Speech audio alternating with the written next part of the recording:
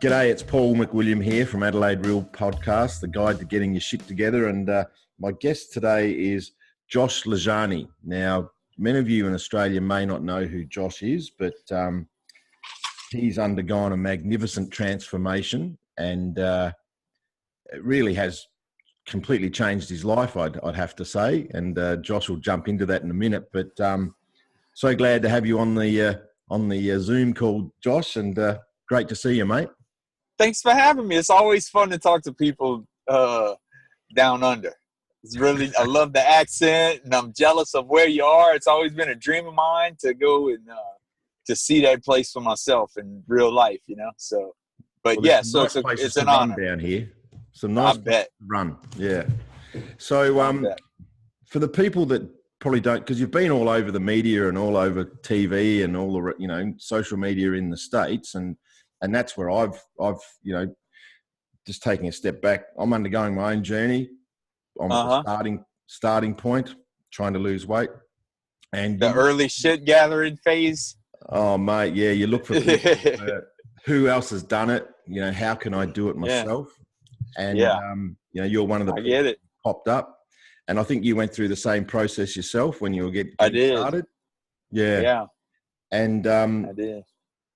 It's a real, there's a lot of stuff on the internet too, isn't there? There's a lot of misinformation as well. So it's hard sometimes to find some good role models. Yeah. But, yeah. There's some shit that's wrong. There's some shit that's wrong, just wrong. And there's some shit that's wrong on purpose. Yeah. So you get disinformed and go down, go down a path that is beneficial to others, not to yourself per se. And so, it's a struggle. It's a struggle to try to be a voice. Yeah. It's disheartening too, isn't it? Because if you're putting your energy, which is positive energy, into the wrong direction. Yeah. You get, like, in the beginning, you're because the nutrition information that exists is really, vague. Like, so it's just, so in other words, what I'm trying to get at is in the current state of nutrition information, it's hard to be an armchair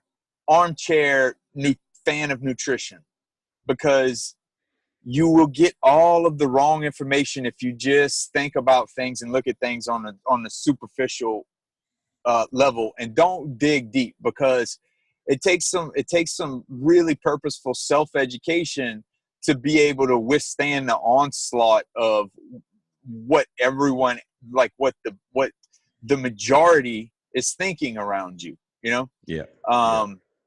So anyway, it's the information that's out there is abundant, but there's a tendency to feel like, oh, well, I don't really have to study all that much stuff myself, because the information's there. I can Google search and find out anything about anything. And it's the stuff that you don't know. Yeah.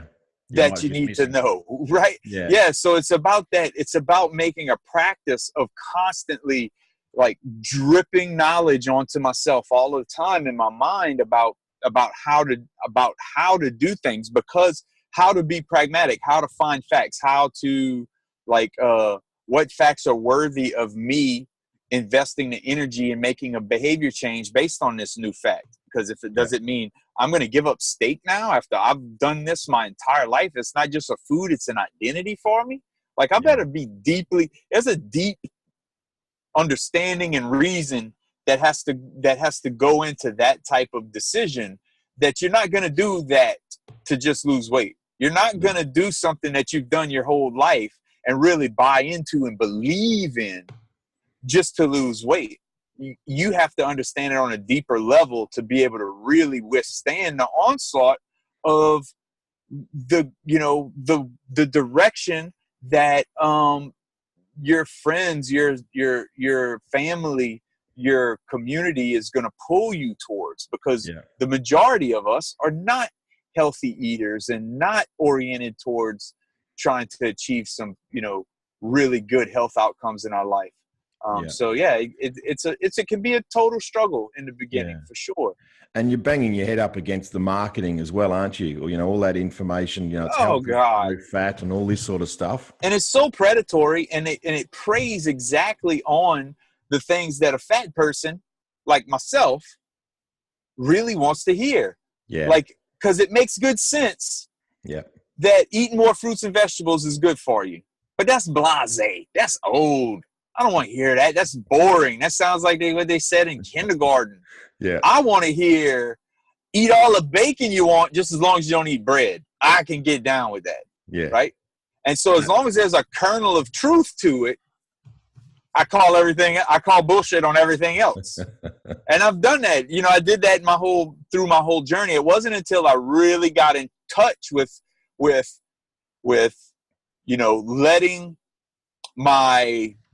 letting my results dictate the sufficiency of what it is I was doing, right? Yeah. Yeah. Rather than just being frustrated about the results, because at one point I had lost 100 pounds, you know. At one point I had lost 100 pounds, but I wasn't even halfway there yet. Yeah. But you start to feel like you made it. Yeah.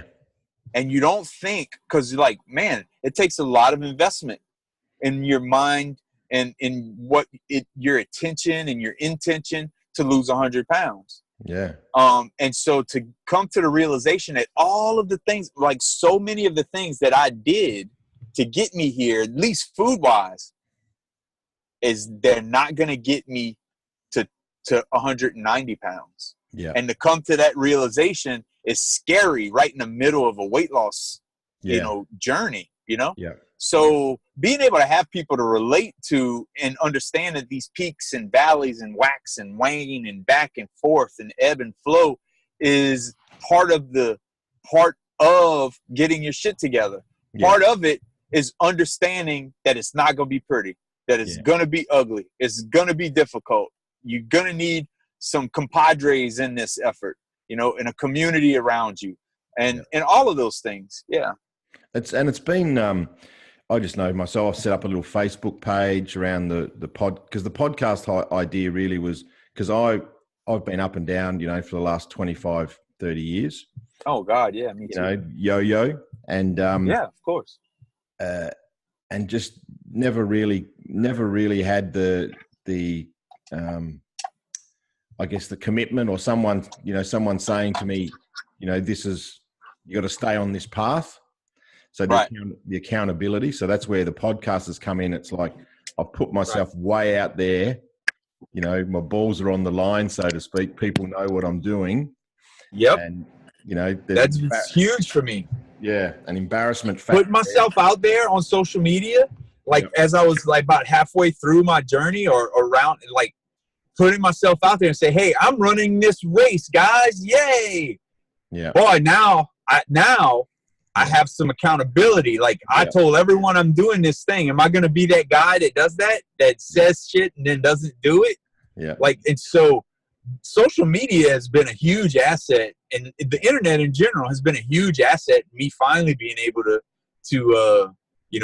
catch a grip. It's fun to hear you, figuring out the same things. Yeah. And the positive energy that I've received from, there's a lot of negative stuff online, and we all know that, but the positive stuff that I've received has been amazing. People you don't even know jumped on board and said, look, you're doing great. And people I see just in public, in my general life, have said, they might not have even commented or liked or anything. They've said, love your videos, keep going. You're doing a great job. It's been really good. It's fantastic. Yeah. It's amazing. You start to learn that, for me, it starts to make sense that a compassionate sort of disposition is innately human. Yeah. Yeah.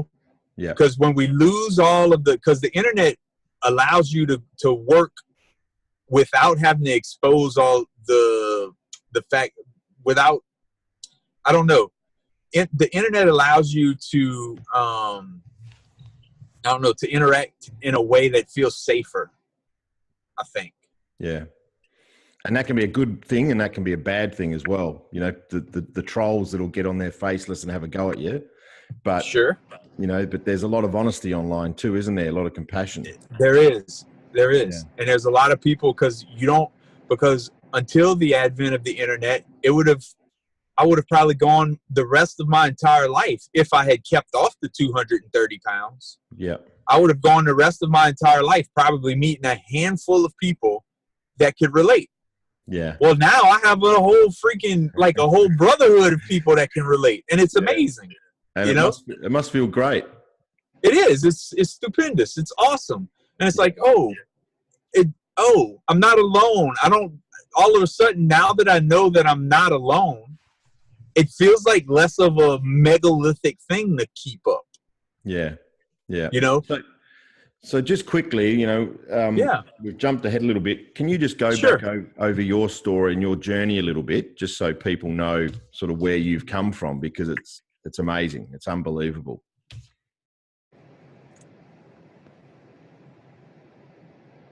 Yeah, sure. So I don't know if your listeners know a lot about the South or about Louisiana in particular. Probably only the stuff we see on the telly or in movies. Right. So where I'm from is a place called Louisiana, which is a state in the United States, and we live kind of right in the middle along the Gulf Coast and the Gulf of Mexico, and I'm all the way at the bottom of that boot-shaped state. We say we're from the bottom of the boot, right? And we're proud of it, man. We're proud of it. We're proud to be loud and like somewhat obnoxious, but we're also funny and we have a good time and we work our asses off. Yeah.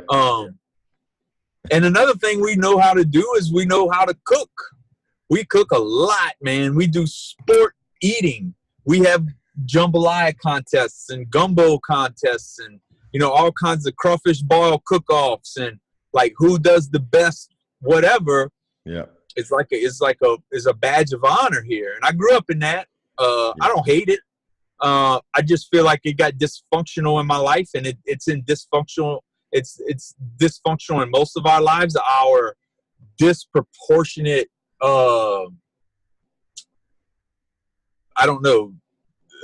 consumption of really super hyper palatable foods that would have hardly ever, if ever, been experienced in nature, making that your norm. Yeah.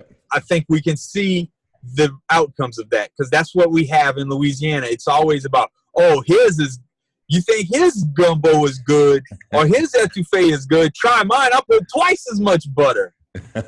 Right. It's even more delicious, And so serving sizes are probably massive too. Right, exactly. Big gumbo bowls with a big old shovel-sized spoon, and so that's how you eat, right? Yeah. And that's my existence. That's how I grew up. Going to the hunting camp, going to the fishing camp, playing football. So I identified as being a big guy. I played American football. I was on the line, so I was a lineman. I was one of the big guys. So how tall are you? So I identified about 6'4". 6'4", right? Okay, so you're a big boy. Yep.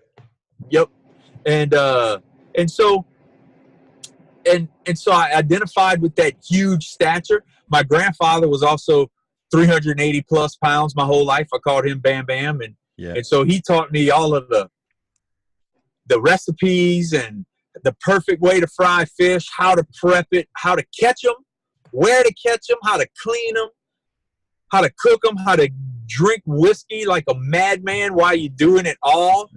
Yeah. And keep it all together and make people wonder how in the hell is he still awake. Got to stay lubricated. Yes, sir. And that was my Bam Bam. That was my life. That was my patriarch of my family. Yeah. And so that was the gold standard to me, was how to be a man. Yeah. And so it was, and so living that life, I found myself at about 32 years old, I was 420 pounds, Yeah, so for our Australian people, that's about 190, 195 kilos. Yeah. That's a lot of them. Yeah, it is. It's a lot of them. And And it just got old, man. Cause I mean, I had, since I stopped playing football, which would have been about 99, right at the 2000 in that area. Yep. I floated up and down with my weight, struggled. I always knew when I played ball, boy, whenever I stop playing ball, I'm going to put on some weight because I ate like a madman. Yeah, me too. And so I knew it. And then, so I was constantly trying to mitigate that after football. So I had these weight loss stints. Like right after I got out of football, I lost some weight. And then I put it all back on plus some. I got on Zenadrin for a while back when they had that in the States with ephedra. It was very, very dangerous.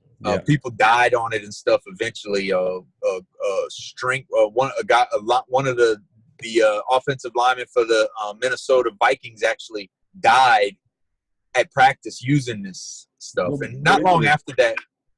Is it a weight loss drug or is it, what is it? Yeah, weight loss. Yeah, it was an over-the-counter weight loss drug. Right. That you could buy at GNC at the time. Yeah. Now it's been banned. But yeah, there were people dying of it. There was a famous baseball player that died too. But I was taking that stuff, man, and I was just, all I cared about was losing weight. I got all the way down to like 250. I was down below 250, and I was like, but I was just eating these Zenadrin. And it really, if I was on drugs is what I was doing. I was on ephedra, and so that came off the market, and all my weight came back because I tried the Zenadrin, and I tried hydroxycut, and I tried finding stuff on online through online pharmacies, and I tried buying like Fin and whatever other weight loss drugs I could find online. That never really shook out, and I just put all my weight back on plus some. Yeah, it's the plus sums. The plus sums the killer, isn't it? You pay it back with interest. Yeah, you're always going bigger. Yep. And this time when I so I had met my wife by the time I was 32.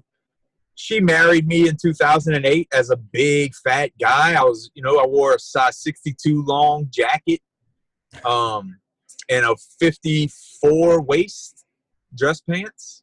Yeah. 56 or 54. I can't remember exactly, but in a 22 and a half neck. Yeah. And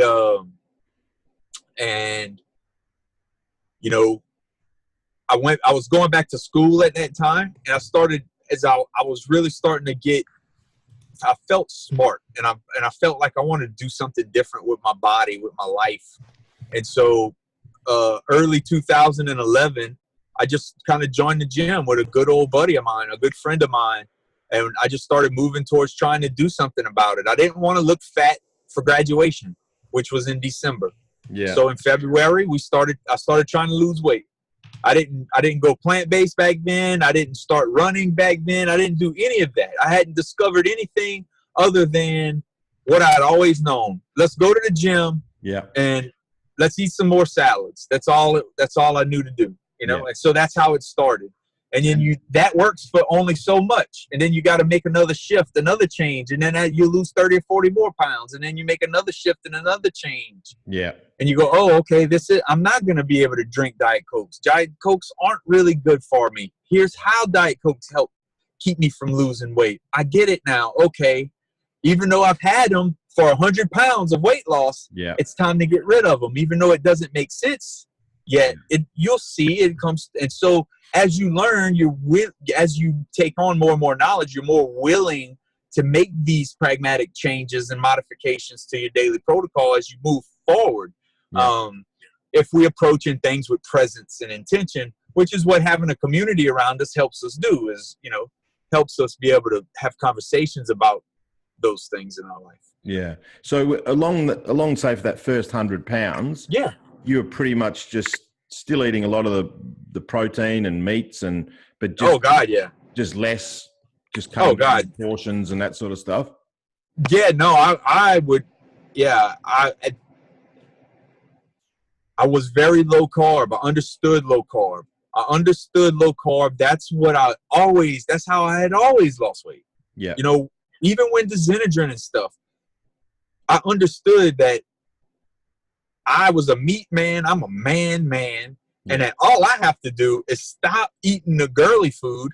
Yeah. Crackers and pies and cakes and donuts and shit. Yeah. And I can lose weight if I just nut up and do it. Yeah. And so that's how I'd always approach weight loss. And so that's what I was doing, was I was eating tons of meat.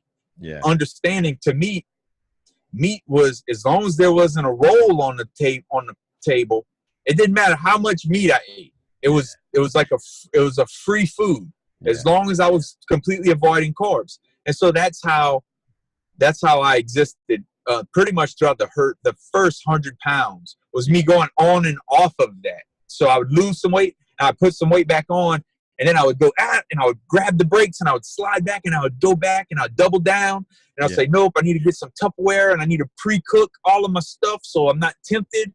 And I went through that progression of trying to make the low-carb thing sustainable for me, figuring out different tricks and ways. And then the thing that got me, though, man, was the constipation. Like, I was talking myself into how smart this was. This is like paleo man, and I'm a man. And so I'm right in the vein of what my evolution wants me to do, right? And I felt really good about that. But when I started having problems going to the bathroom, like real bad problems, and I'm like, now I'm researching constipation. I'm researching natural ways to move your bowels. I'm researching fiber. And it never dawned on me that fiber is so necessary that I got to go buy a tub of it and take some Dulcolax to try to move. Yeah, not a lot of that, just eating steaks and bacon. Right, and it dawned on me. I was like, I wonder where Paleo Man was going to get his Metamucil. Exactly. He'd just be using a stick. And things started to get silly for me. I was like, okay, hold on. Time out. Let's see. And then it just started around that same time, I read Born to Run, and things started moving for me to where I was able to finally, I had lost 100 pounds or so a bunch of times, at least 2 or 3 times in my life, at least. Yeah. But this time, I got past that sticking point that I had always slid back from. Yeah. So you're around 330, 350 pounds at that point. Yeah. Okay. And then, boom, I changed my food, and it just made real good, normal country folk sensical stuff, like good garden vegetables, lots of them. Yeah. Exclusively. Eventually is how I wound up. Did you make the jump straight into it full on, the plant-based, or did you transition into it? I would say to some it would feel like it was a slow transition, but to some it would feel like an abrupt change. Yeah. I'll explain it to you. Now remember that I was constantly morphing and changing my food. Even though I hadn't gone plant-based, I had created some muscle memory around habit change. I had created some muscle memory around food change, right? So I had purposely done paleo. I had been pragmatic in that. I had said, okay, I failed at trying to eat low carb for this reason. Now I'm going to try this. I'm going to get my George Foreman grill, and I'm going to pre-make all of my stuff. So I was trying to ideate, right? Yeah. And iterate in that process. So I had kind of gotten used to making food changes. Yeah. So when I read about that, it was just another shift. It was a wild shift. It was crazy, but it was only going to be for 30 days. Right. Okay. Right. And so it was just a temporary thing to test. Yeah. And so, but as I'm testing it, I'm like, holy cow. Now this was just meat. This wasn't dairy. Yeah. This was, I'm going to give up meat for 30 days. Yeah. And I immediately things like the weight, I felt lighter. Yeah. I felt more energetic on my running, right? Yeah. I was like, holy cow, this is amazing to me. Yeah. And as I'm doing this, I'm watching Forks Over Knives and watching not What the Health yet. That wasn't out yet, but what's the name? Food Matters. Yeah. Hungry for Change. Fat, Sick, and Nearly Dead. just keep growing. And I just went down that rabbit hole. And eventually, after just a little while of still including dairy, I got rid of it. I got rid of it altogether. I was still doing feta, and my salad was pretty much the extent of my dairy anyway. Yeah. And I got rid of it, and I was like, okay, I'm done. I'm plant-based. And it took me, I don't think I spent the entire 30 days eating cheese. I think I stopped eating cheese somewhere in the midst of that. Yeah. And then, and I've been plant-based ever since, unless someone has snuck some meat or cheese or milk or something in my food between now and then. I haven't eaten a piece of flesh since then, and I can't. It's dumbfounding to me that is true. Yeah. It's dumbfounding to me that I don't miss it. It's dumbfounding to me that I'm talking about it to other meat guys and saying, dude, I'm telling you, I know how you feel. Because I could just see the disbelief in people's faces. Like, you don't know what you know. And I'm like, I know you don't know. I'm telling you, I still have my big pit and my crawfish boiling pots. And I got my, look, I just picked it up from the shop. Oh, nice. I just picked up the boat. I don't fish anymore, so I haven't had the boat out in like 4 years. So I just got the boat worked on, so make sure the boat motor works. I'm just gonna go out. We're gonna take some pictures and just get out in the ether and enjoy yourself. Feel what it feels like.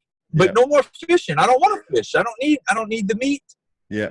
What am I do, baby? Maybe we might do some topwater fishing and take off the hooks and just play with them and see if we can find them. That might be something. Yeah. But yeah, my life is changing in these ways that I would have never imagined. So to try to imagine what it's going to ultimately be like 2 or 3 years from now while you're in the beginning is a great disservice to yourself. Yeah. We need to worry about today. We need to identify where we are today. We need to worry about packing our brains with the knowledge that's going to allow us to make these pragmatic modifications as we slowly grow ourselves. We're not racing towards thin and healthy. No. We'll get to healthy a lot sooner than we'll get to thin. Yeah. If we change into a plant-based diet and doing things that way. Yeah. But what we need to understand is this is an iterative process. You spent your entire life building these behavior patterns. We're going to purposely go in one by one, and we're going to change some things, especially about food and movement, on purpose, because we want different outcomes. Yeah. And that is a brilliant thing to watch people finally go, oh, Yeah. Look, and let it become a lifestyle. I've been plant-based probably for the last 3 months, and it's just you always worry that what am I going to eat? I don't just eat beans the whole time, or I just don't eat bowls of broccoli the whole time. But there's so much you can eat. It's fantastic. And I think I've overdone it a little bit, because you can eat too much still, like if you're used to eating big portions, you can. Oh, of course. You can certainly still go crazy on a plant-based diet. That's work. Yeah. Yeah. And it's just But you have a lot bigger margin of error. Yeah. Yeah, that's right. So you've just got to, and it's as you keep, saying, it's a learning process. You've just got to, along the way, you're going to have your ups and downs, but just as long as you're prepared to keep learning and exploring what's out there, you're heading in the right direction, aren't you? Sure. Yeah. So just tap on how it's changed. And what I need people, sorry, mate. I'm just saying, tap into how it's changed your life. Yeah, sure. I think, just looking at some of your past photos, and now, and you're obviously a happy, vibrant guy. That's sort of your nature. But I think that's gone up. You've 10x that probably from what you've done. And oh God, yeah. And amazing things. You've probably met some amazing people, and you've been places that you would have thought. Of course, things I would have never imagined. Like I'm living in existence that I would have never imagined for myself in a million years. Not only physically, not only would I have never imagined being a 190, 195 pound guy ever. Yeah. I would have never imagined being an ultra marathoner, having run 100 miles. Wow. I would have never imagined being on the cover of Runner's World. I would have never imagined being an advocate for a healthy lifestyle, because who the hell am I to talk about a healthy lifestyle? Did you have to pinch yourself when you saw that magazine cover? Yeah, I cried like a baby. It's just such a shift, just such a monumental shift of a person's life force that it's scary too, because you got to remember, I am, even though I'm extremely happy with my life, my wife is extremely happy with me and our life. It's got to be awkward for people who've known me my whole life. Yeah.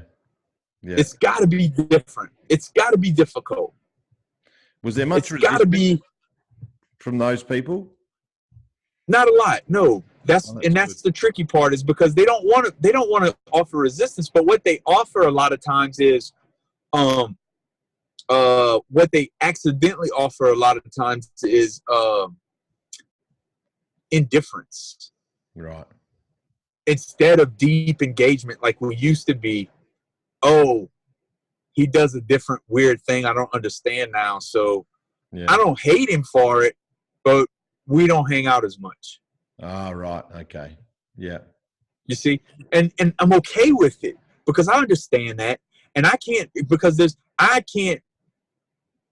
I'm not willing to change the rudder on my life to make other people feel more comfortable with where I am currently. Yeah. I'm extremely happy with where I am right now. I would love for everyone that used to hang out with me all the time, want to go for runs with me, but they're not going to want to do that. No. I would love for them to get on a bike and just ride next to me as I run.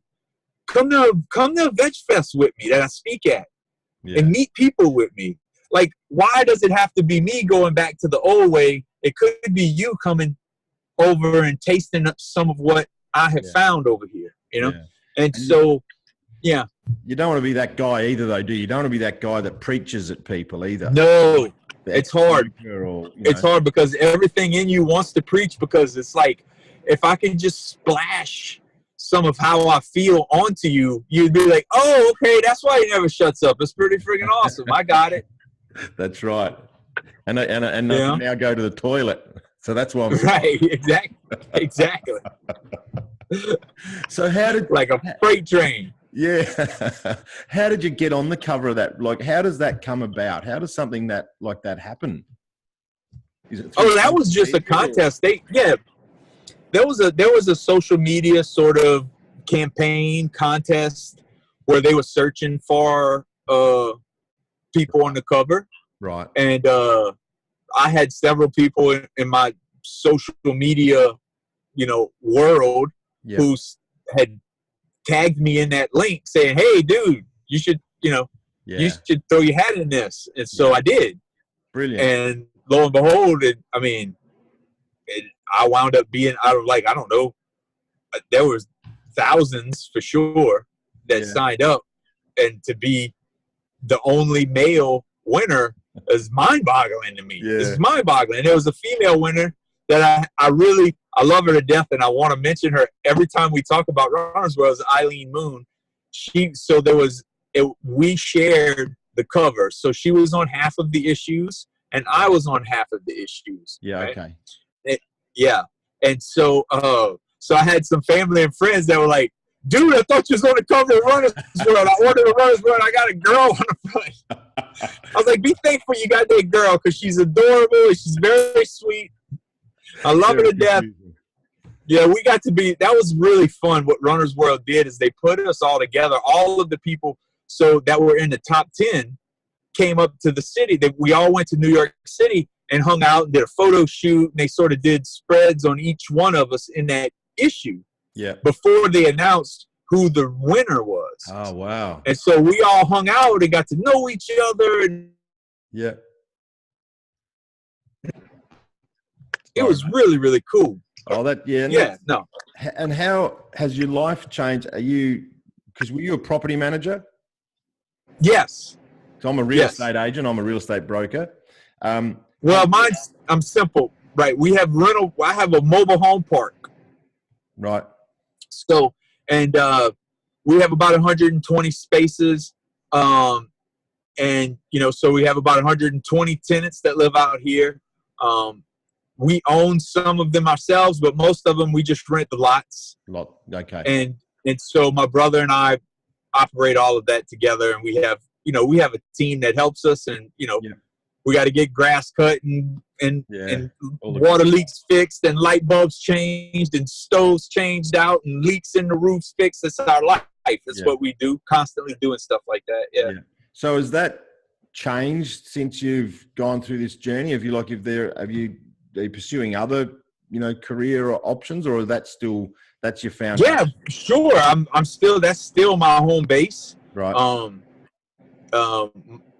My brother has been a wonderful help because he frees up a lot of time for me to pursue other stuff, like out when I get invited to go to cool places and speak.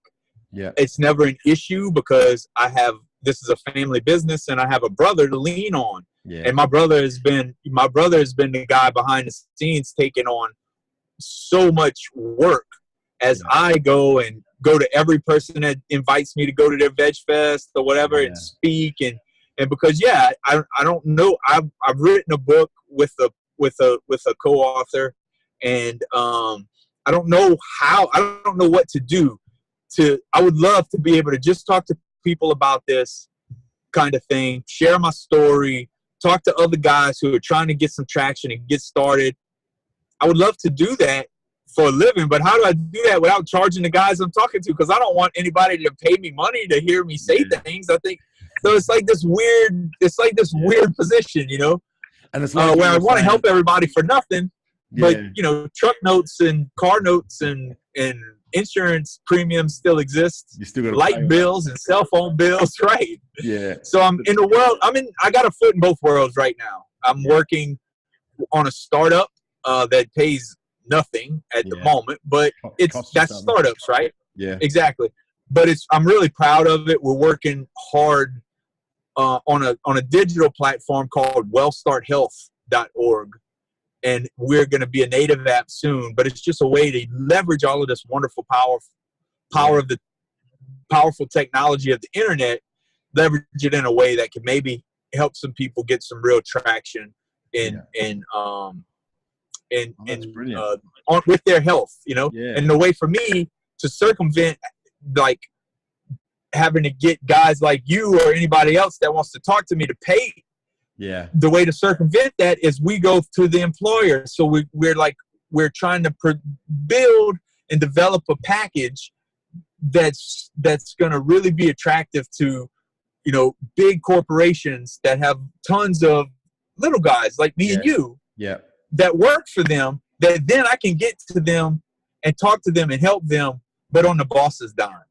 Instead of me having to worry about, saying, hey, Paul, pay me $200 a month and I'll help you stay on track or whatever. Yeah. Because that seems, I don't like that. There's a lot of that on the internet, isn't there?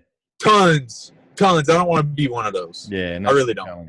And look, mate, thank you so much for your time. But before you go, got to talk about the Missing Chin Running Club. Oh, the How brothers. That was just through the world of being connected, mainly with my friend Jason Cohen, who started this documentary. I think have I lost you?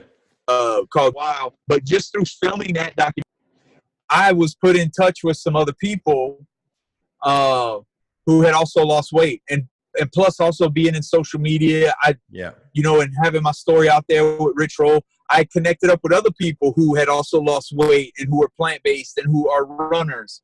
And so I was like, just as an idea among all of us, it wasn't my idea alone. Just as a group of 3 or 4 or 5 of us, we're like, we should start just a group for us to all have a chat, because we were always having group chats, right? Yeah. And so that's what I did. I just started a secret group and added everybody I could think of that would fit. And then it's kind of just grown from there. And it's wonderful. I love it. But it's just a group of ex-fat guys. Yeah, watching that video on the amount of kilograms and pounds that you guys have lost as a group. Yeah. Fantastic. Yeah. And it's growing by the day. I mean, we have people that join every day that have already lost weight, and they just want to identify as being, you know, with that group. And then there's people who need to lose weight. Yeah. And it's fun. So you get people who are going, nah, man, if you really want to get it done, you ain't gonna be able to do it that way. And it means more coming from a guy who's been there. Yeah. Yeah. And so it's fun to watch that dynamic play out. It's special. It's and that's special. That community that you were talking about earlier, isn't it? It just keeps everyone honest. Critical. Encouragement, you know, encouragement's positive energy is so much better than the negative stuff out there. Critical. You need that community component. You need that brotherhood component. Yeah. Right. Yeah, and it took an entire system of relationships to get us so far out of whack and unhealthy. Like we didn't do this all alone. We did it with a group of friends that say, "Hey man, where you at? I'm barbecuing. Y'all come on over." We did it with a group of friends that says, "Hey, I'm gonna be at the bar in a little while. Come meet me." You know. We did it with a group of friends that says, "Screw it. It's your birthday. Let's have fried chicken." Like, and so we got to build a community. Having community around us is innate. It's going to happen. Yeah. Right. So it would be in our best interest to sort of really crop that community in a way that is going to help us sustain some lifestyle changes that are necessary, man. And then once we get those things sustained, then we can help our friends, and we do so much help just by giving a good example. Yeah. Right. So it's crucial to be able to sustain yourself and be a good example over the long term for the people around you that are watching, that you do care about being relevant to, you know? So just quickly back on the numbers, you were around the 420, 430 pounds or thereabouts. Uh-huh. What are you now? Yeah. 190, 200 now, roughly? Yeah. Yeah, right. 190, 200 floating around in there. And what sort of time frame are you talking from start to now? But yeah, I've been this weight now for probably 3 years. So we're probably talking about three years or so. So when how long ago were you at 420, 430? 2011. Right. And by early 2014, I was 200 pounds. Right. So it's a 2.5 sort of 3 year process. And that's what people. Right. And then for 2014 until this past year, I was at the same weight. I was trying to build my running. Yeah. I was like, the weight loss thing is not a thing anymore. Running is a thing now. I want to do this. I want to run under this many. I want to do sub 40-minute 10K, a sub 20-minute 5K. I want to break 19 minutes in the 5K. I want to get a sub 3:30 marathon. I want to break 5 hours in the 50K. So it was like a whole couple of years of me chasing all these different PRs in both ultra distance and short distance. And I just was lapping it up and eating it up because people don't understand the difference in feeling. We can do your shoes up. Oh, can I do my shoes? Yeah. Oh my gosh. People don't understand the wild difference between being mashed to the earth at every waking second of your entire life. Yeah. Being mashed to the earth with 420 pounds. Yeah. To basically all of a sudden, because 3 years is a blink of an eye in a 33-year-old man's life. Yeah. Or 35-year-old man's life at the time. So 3 years is a blink of an eye. So basically in the blink of an eye, I go from 420 pounds and being miserable and sometimes just wishing I would have that heart attack and die and stop doing all this suffering. Right? Yeah. And then to go from that existence to breaking the tape on a 50-mile race, being the first place finisher. Unbelievable. In 2016. Yeah. With my grandfather sitting there watching me, who has lost 200 pounds also. Oh. And my brother, who was there to run me in the last mile, who has also lost 180 pounds. And my mom, who was there giving me apples and making sure I didn't run too hard and made sure I paced myself, who's lost 100 pounds. Oh, my little sister was, it's amazing to me, the difference. I I can't explain it to people. All I can say is I'm extremely grateful for the experience. It's been amazing. And the fact that me getting to live this amazing swing helps other people is mind-boggling. Like being able to share that story and having it resonate with people and going, oh, I want to make a story of my own. Yeah. That's beautiful, bro. Oh, and look, and even if that didn't happen, from what you've just told me, you've changed your family. You've made your whole family healthier. How good is that? It's amazing. That's why I'm doing this. That's why I'm so adamant about it, about being an advocate. Yeah. It's because it's not about losing weight. It's about getting healthy. It's about learning what has been making us less than as a family for generations. Yeah. And I got the answer. We can fix it. Yeah. My big thing is wasted potential. And, you know, I know I've wasted, you know, for 20 years, I've wasted potential just from, and you're judged by the people, but the most harsh judgment is from yourself. Oh, totally. Yeah. And that's crippling. It can be. Yeah. Totally. But it doesn't have to be. No, absolutely. It doesn't have to be because what we can do is realize that everything we've done in the past has us right here to this moment. The only thing that matters in the entire universe is this millisecond that we blink in our eyes and breathe in our chest and being alive. Yeah. So all of the mistakes we made us who we are today. So we need to embrace them and love them. Yeah. I love that fat guy. You know, I do. I love him. I feel bad for all of the mistakes he made. It's like I look back at my memories like a movie picture. I'm going, no, don't do that. Yeah. Right? Yeah. But I love that guy. Yeah. I love that guy. So all of those mistakes that he made me who I am right now. And I like that guy. I like who I am right now. Yeah. And without all of those mistakes, I don't know if I would have the strength that I have today. Yeah. And so being able to digest our past wasted potential in a way that's positive and lets us sit with where we are right now, recognize where we are right now, and pragmatically move that station to somewhere else that's desirable to us is powerful. Like we can go, yes, we did all of that. We missed all of these chances, but here, and I'm still here. Yeah. And I learned this. I didn't know this back then. Holy shit.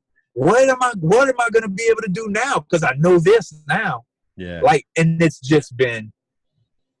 beautiful. Yeah. And so it helps to be able to have been through that. So when somebody talks to you about their experience, you can help. Hey, no, it's not bad. It's not. There's tons of silver linings if we're looking for them, man. There's tons of them. So if we can be silver lining oriented, we can stay moving forward. It's when we get ho-hum and rain cloud oriented that we get stuck in the sofa with the ice cream and the Doritos and the Coke. Yeah.